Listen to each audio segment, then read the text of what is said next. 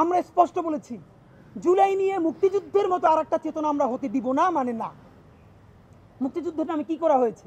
মুক্তিযুদ্ধ যেটা আমাদের অসাধারণ ঐতিহাসিক রাজনৈতিক অর্জন, সেটা ভারত এবং আওয়ামী লীগ মিলে কুক্ষিগত করে এটাকে এমনভাবে চেতনা বাণিজ্য করেছে যে যে কোনো মানুষকে, এখন আবার একটা নতুন টার্ম এসেছে দেখেন, মব।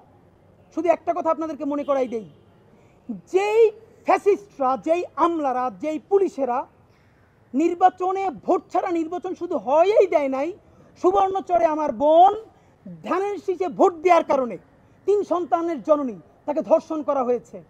সেই অবস্থা জেনেও যেই নির্বাচন কমিশনার বলেছে নির্বাচন সুষ্ঠু হয়েছে, তাকে জনতা ধরে জুতো পেটা করেছে, জনতা। এখন আমরা দেখলাম একটা বিরাট সুশীল গোষ্ঠী ডেইলি স্টারেও কলাম লিখলো যে এই মব মেনে নেওয়া যায় না। ধরে ধরে এই বিবৃতিদাতাদের নাম দেখেন, যেদিন সুবর্ণচরে আমার বোন ধানের শীষে ভোট দেওয়ার অপরাধে ধর্ষিত হয়েছে, একজনও তারা সেদিন কলাম লিখছিল কিনা। সম্পাদক, দৈনিক সংগ্রামের সম্পাদক আবুল আসাদ সাহেব, সব থেকে প্রবীণ সম্পাদক বাংলাদেশে, মুক্তিযুদ্ধ মঞ্চের গুন্ডাগুলা তার অফিসে গিয়া দাড়ি ধরে টেনে হিচড়ে নিয়ে এসেছে, একটাও তাকে মব সন্ত্রাস বলেছে কিনা। বাংলাদেশে প্রত্যেকটা এরকম হাজারো ঘটনা এখন বলতে পারবো, সময় নাই, যেখানে মব কায়েম করা হয়েছে। একদিনও তারা এই ক্ষমতাশালী আওয়ামী লীগকে, গুন্ডা বাহিনীকে, মুক্তিযুদ্ধ মঞ্চকে একবারের জন্য মব নামক সন্ত্রাসী তারা বলেছে কিনা। সিরাজুল ইসলাম চৌধুরীরা কোথায় ছিলেন? আজকে যাদের কারণে বাংলাদেশে শুধু এই নির্বাচন ছাড়া ভোট হয় নাই, ফ্যাসিবাদ কায়েম হয়ে গেছে, জনতা, হ্যাঁ এই যে হতে পারলো সেটা তো সরকারের ব্যর্থতা। কেন হাবিবুল আউয়ালকে, কেন নুরুল হুদাকে, কেন এই বদমাইশগুলোকে এই 10 মাস ধরে গ্রেপ্তার করতে হলো?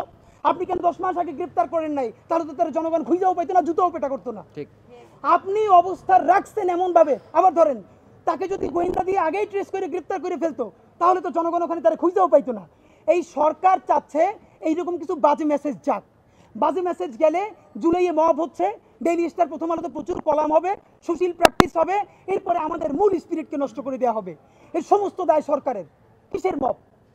খুনিকে, ধর্ষককে, একজন ডাকাতকে জনগণ ধরে, আমরা প্রস্তাব দিচ্ছি অফিসিয়ালি, কোনো সুশীলপনা নাই। এই বদমাইশ হুদাকে যে জুতো পিটা করা হয়েছে, তার মালায় যে চমৎকার একটা গলায় জুতোর মালা, এইটাকে আমরা ছবি আকারে বাধাই করব। এই ছবিটা আমরা নির্বাচন কমিশন কার্যালয়ে নিয়ে যাব। আমরা অনুরোধ জানাইতেছি, নির্বাচন কমিশন কার্যালয়ের উচিত হবে এই ছবিটা আমাদের কাছ থেকে নিয়ে, অথবা আপনারা এই ছবিটা বাধাই কইরা তারপরে নির্বাচন কমিশনের সামনে ঝুলেই রাখেন। যতজন নির্বাচন কমিশনার ভবিষ্যতে ওইখানে যাবে, দেখে মনে পড়বে জনতার সাথে গাদ্দারি করলে, জনতার আমানতকে খেয়ানত করলে, তাহলে এই পরিণতি বরণ করতে হবে।